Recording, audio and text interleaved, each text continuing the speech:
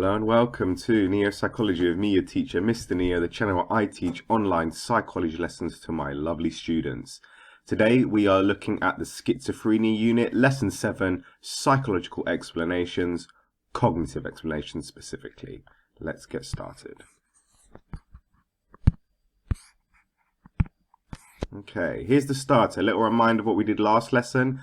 What family dysfunction is being illustrated in each image? Have a look at the first one, have a look at the second one, have a look at the third one. What do you reckon each of those is representing? Have a little think, pause the video. Don't be lazy, don't wait for me to do it. Right, let's have a look. The first one is, she's cold, and it's a woman, so she's like potentially a cold mother, so she's a schizophrenic mother. Lovely. The second one is somebody's hands are tied together or they're bound, and there's two of them, so there's a double bound, so it's the double bind theory, obviously. And the last one, they've got emojis, so it's expressed emotion. There we go, the schizophrenic mother, the double bind theory, and expressed emotion. What are we learning today though? There's only two things we need to learn for this cognitive explanation. So there's the psychological explanations of schizophrenia.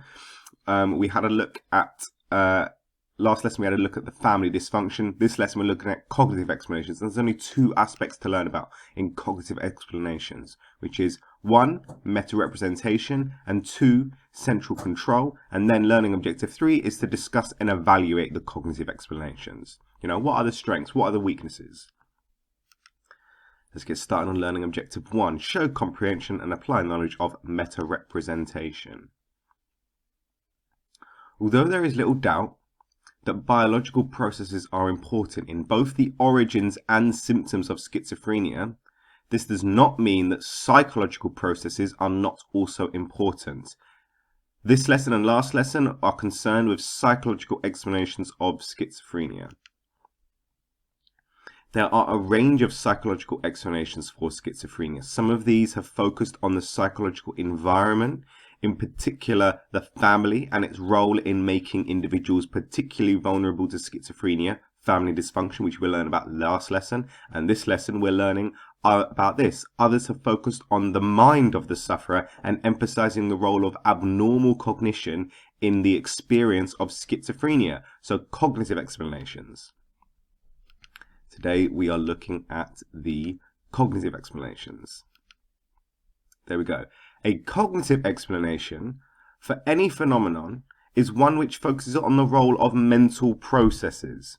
Schizophrenia is associated with several types of abnormal information processing, and these can provide possible explanations for schizophrenia as a whole.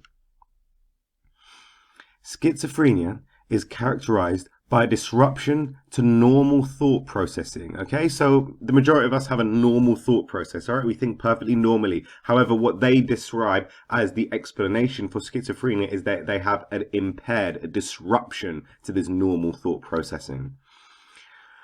We can see this in many of its symptoms. We have already seen that reduced processing in the ventral striatum in the brain is associated with negative symptoms, whilst reduced processing of information in the temporal and cingulate gyri, which is the plural of gyrus, are associated with hallucinations. This lower than usual level of information processing suggests that cognition is likely to be impaired. Okay, so they're explaining schizophrenia in terms of cognitions, impairments in cognition, disruptions to normal thought processing. And we're going to look at this in a little bit more detail now. Christopher Frith et al. Identified two kinds of dysfunctional thought processing that could underlie some symptoms: meta-representation and central control. Okay. Let's have a look at meta-representation. What is this meta-representation you speak of? Meta-representation is the cognitive ability to reflect on thoughts and behavior. This allows us insight into our own intentions and goals. It also allows us to interpret the actions of others. So the way I think of it is, you know, sometimes you're lying in bed at night and you're going, you're thinking about your day, and then you go, oh, that person said something to me. Oh, it would have been really good if I came up with that comeback. That would have been really good, right? And you think about what you said, and you think about the things that I've said and things that have been said to you, and that sort of thought processing. Dysfunction in meta-representation would disrupt our ability to recognize our own actions and thoughts as being carried out by ourselves rather than somebody else. So we have these thoughts that come in our head, okay? And when we think about certain things that have been going on, somebody with schizophrenia might not be able to disentangle or associate their thoughts with thoughts of somebody else, or maybe they thought, oh, this thought's been put in my head, it's not my own personal thought, okay? So they have a difficulty recognizing their own actions and thoughts as being carried out by themselves. You know, sometimes you're talking to someone and your random thought pops up and you go, huh, that's a random thought, don't know why I thought about that. But then with someone with schizophrenia, they thought, somebody had put that thought into my head, somebody's implanting or sending that signal into my head. This would explain hallucinations of voices and delusions like thought insertion. The idea that somebody's inserting thoughts into your head and you're not in control of your own thoughts. The experience of having thoughts projected into the mind of others. Okay, and that's meta-representation. Faults in cognitive ability result in delusions of control. The feeling that your own actions are being created by an outside force. So it's not just thoughts, but it's also behaviors. So I'm thinking a certain thing and I don't think that's my own thought. I think somebody's putting that thought into me. And as a result, I'm doing a certain action, I'm doing a behavior, and I don't think that's my action. I think somebody else is controlling me. I'm not taking responsibility for my own thoughts and actions. I think they're being controlled by somebody else. And that's meta-representation. Okay? Identify one thing you learned about meta-representation. Why do you think learning about this is important, and how does it apply in real life? Well, I think it helps us get a better understanding of people with schizophrenia. Sometimes they say they have thoughts that aren't their own. Sometimes they think that somebody's implanted a thought or made them do a certain thing. Maybe this will help us understand it. Oh, well, they've got meta-representation issues. What questions has meta-representation raised for you? What are you still wondering about? Let me know if you got any questions. And that's learning objective 1 done really quickly. There we go. Show comprehension and apply knowledge of meta-representation. I'm ticking it off. There we go. We're moving on to central control.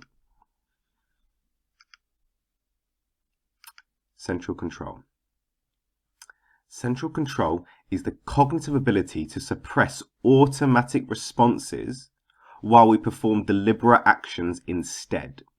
Disorganized speech and thought disorder could result from the inability to suppress automatic thoughts and speech triggered by other thoughts. So, again, a central control. It's a lack of central control.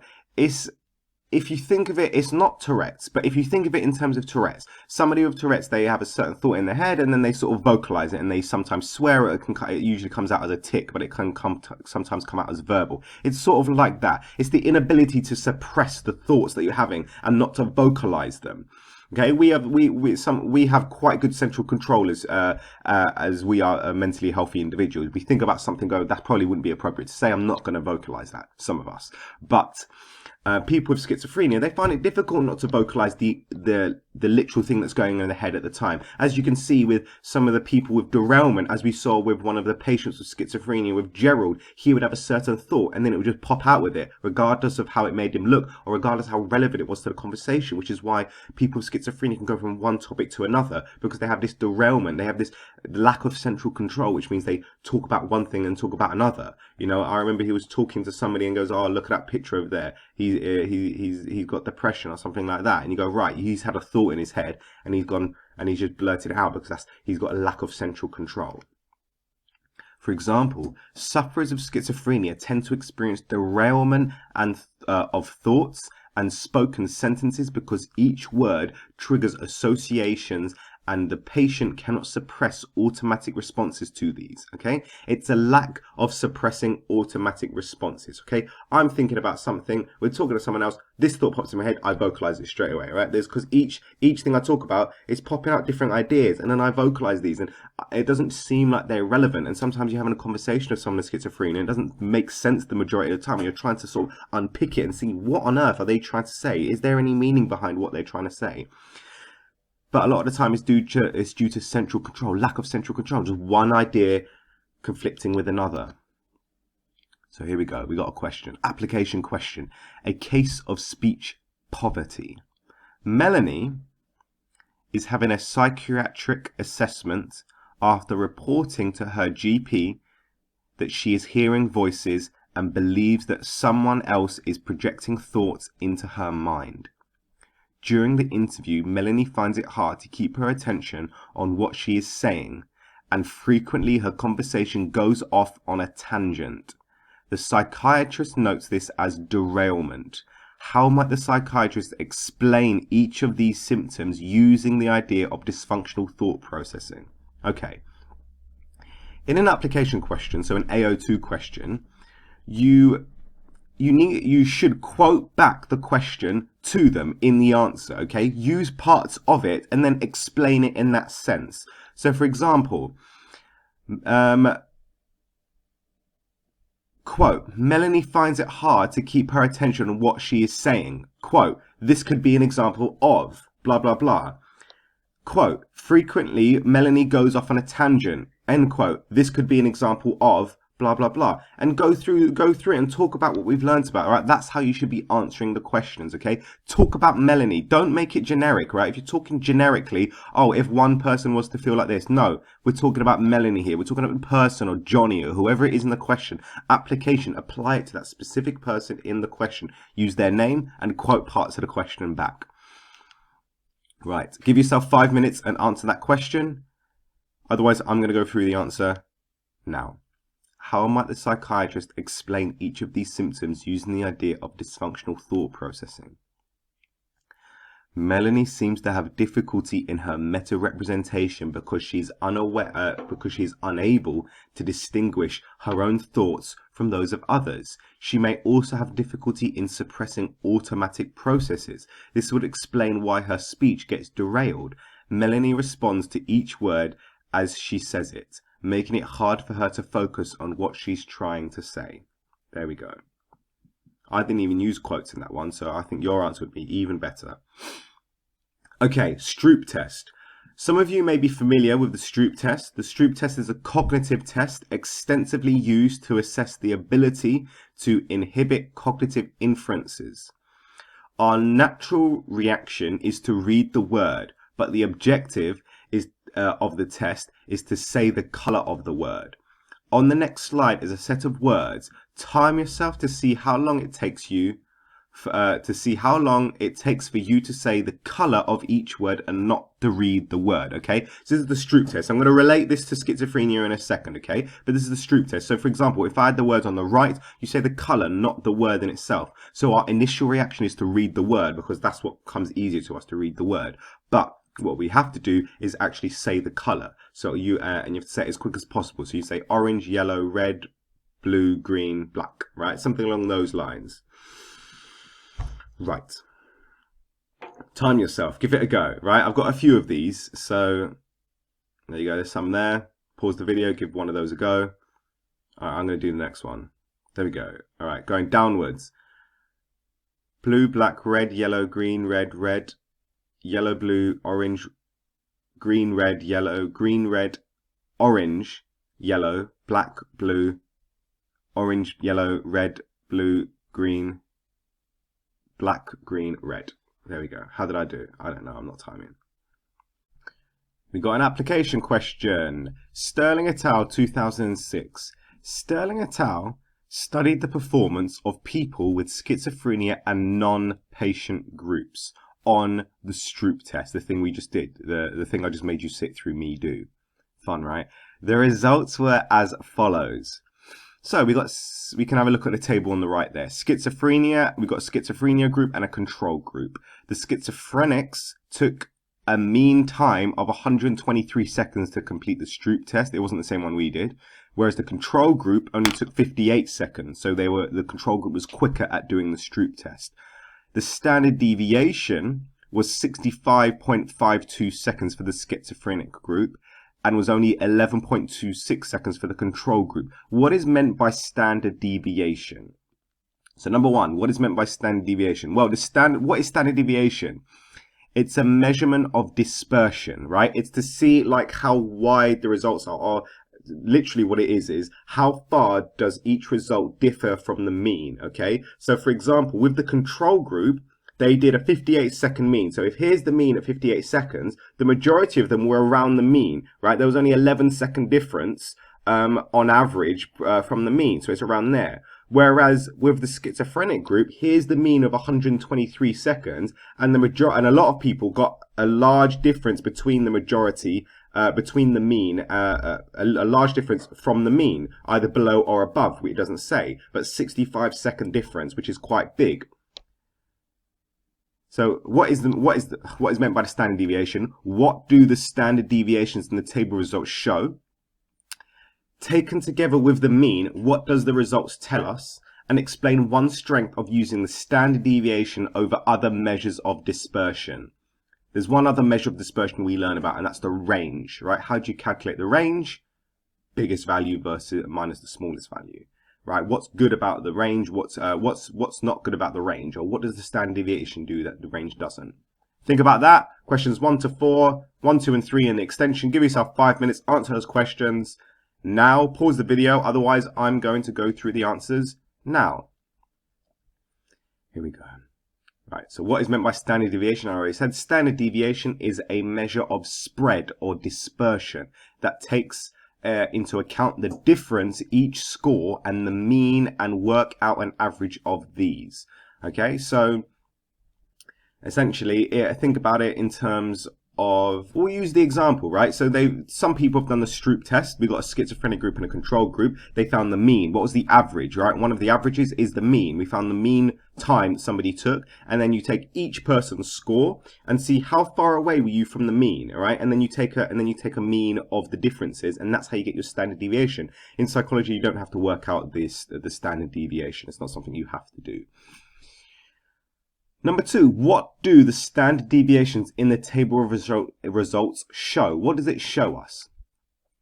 Well, the standard deviation for the schizophrenia group is massively greater than that for the control group. This suggests that some schizophrenics may have coped quite well while others didn't. Yes, okay? And this is central control, okay? The central control meaning that some people have difficulty with central control, so they say what innately comes to them, right? They find it difficult to say what their instincts are or say whatever's on their mind. So what they found is, as evidence of this central control, or people with schizophrenia have a lack of central control, is that the people with schizophrenia usually do worse on a Stroop test because our instincts is to read the word rather than say the color.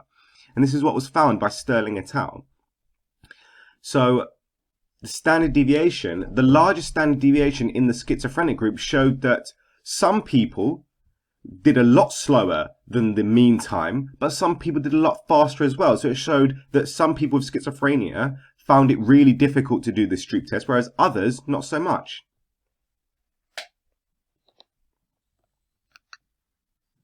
Number 3, taken together with the mean, what do the results tell us? The mean for the schizophrenics was high, but given the standard deviations, it means that some of them must have coped as well as the controls.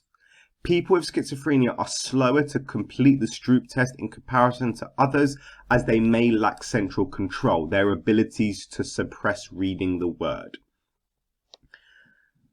And the extension, explain one strength of using the standard deviation over other measures of dispersion. Well, a strength of the standard deviation over the range, so you should get a mark for identifying another measure of dispersion, is that it makes use of all the scores in a data set in the actual calculation. This means that the spread is less distorted by outliers than would be the case for the range. Good. Lovely, exactly. It uses all the numbers, right? All the values, whereas the range only uses the top value and the lowest value. And that's central control. Okay? People with schizophrenia lack central control, is all it is. Identify one thing you learned about central control. Why do you think learning about central control is important? I think it gives us a better understanding of people with schizophrenia, why they say the certain things they do, or maybe their inability to suppress their natural thoughts or feelings or actions. How does central control apply in real life?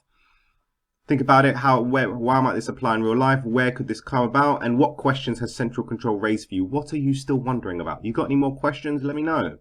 I'd love to help you out. And that's learning objective 2 done. Identify and analyze central control. Last thing we're doing today is to discuss and evaluate cognitive explanations. These 2 cognitive explanations, is there strength for meta-representation? Is there weaknesses for central control? Is there evidence that supports them? Let's find out. Evaluation, AO3. Right. Strong evidence for dysfunctional information processing. Right? There is strong support for the idea that information is processed differently in the mind of a schizophrenia sufferer. In one study, Sterling et al. Compared 30 patients with a diagnosis of schizophrenia with 18 non-patient controls on a range of cognitive tasks, including the Stroop test, in which participants have to name the ink color of words, suppressing the impulse to read the word in order to do this task.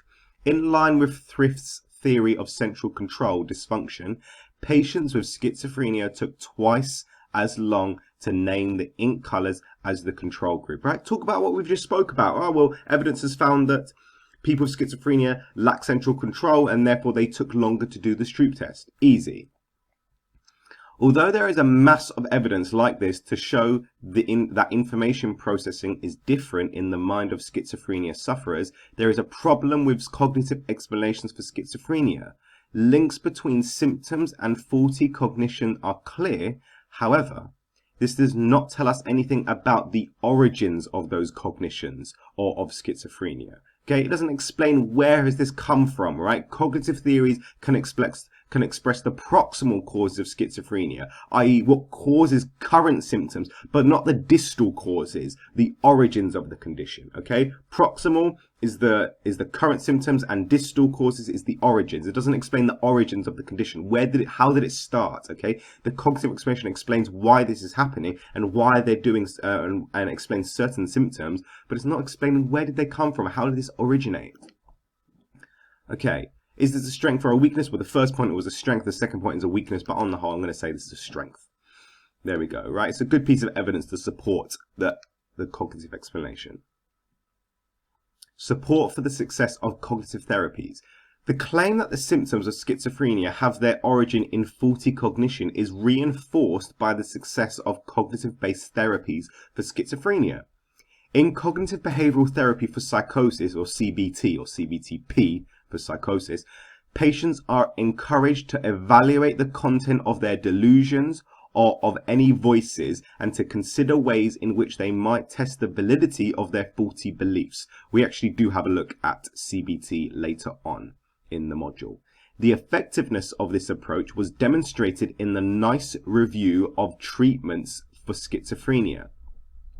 This review found consistent evidence that when compared with patients by antipsychotic medication, cognitive behavioral therapy was more effective in reducing symptom severity and improving levels of social functioning.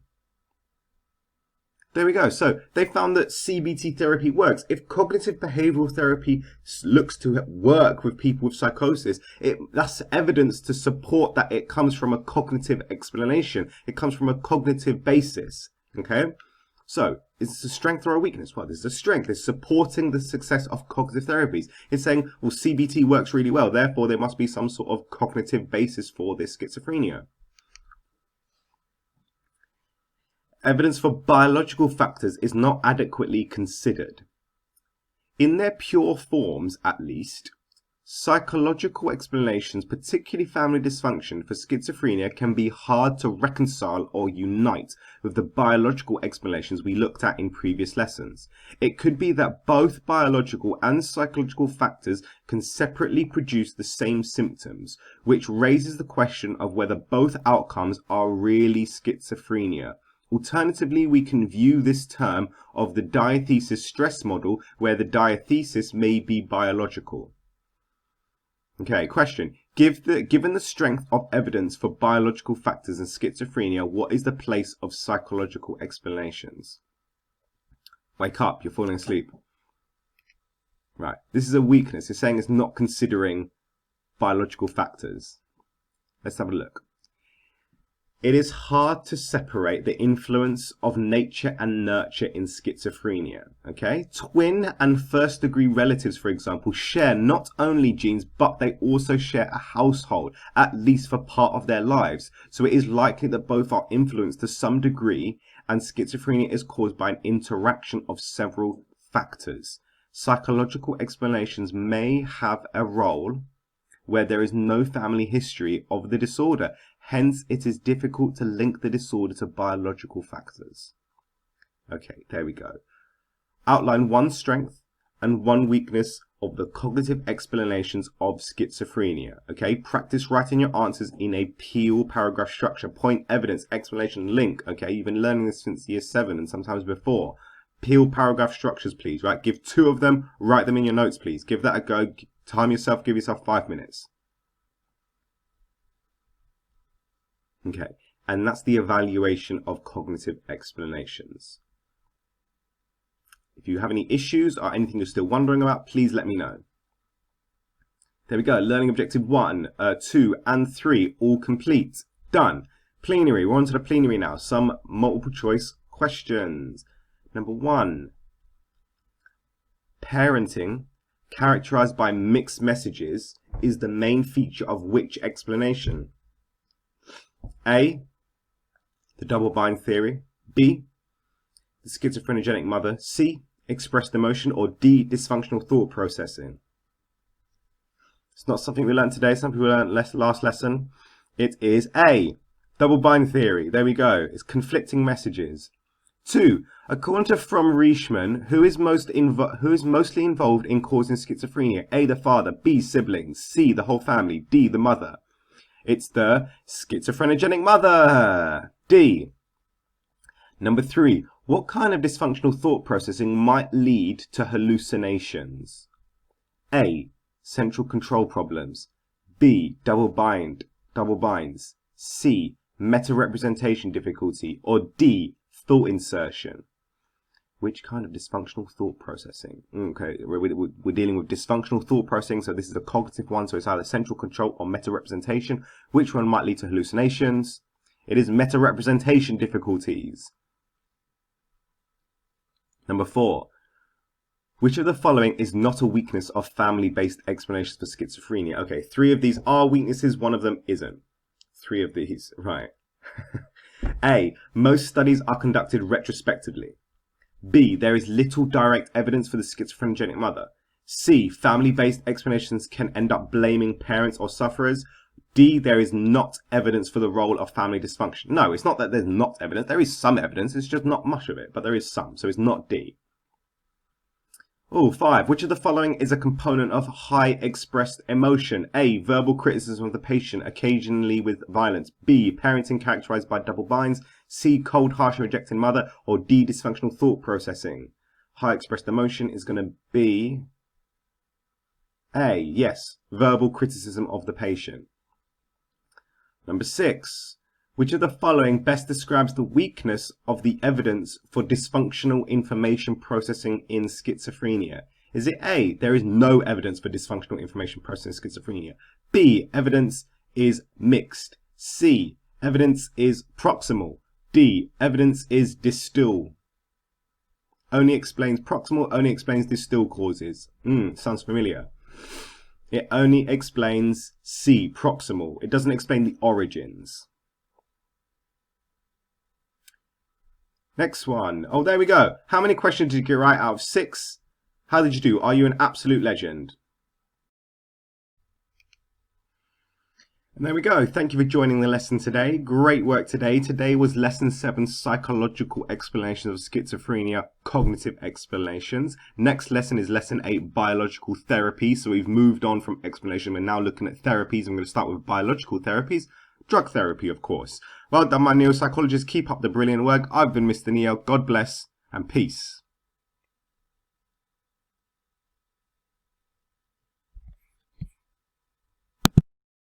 I'm feeling like Will. I feel like a prince. I'm feeling myself. I'm loaded with bills. Cause I wasn't blessed with no Uncle Phil.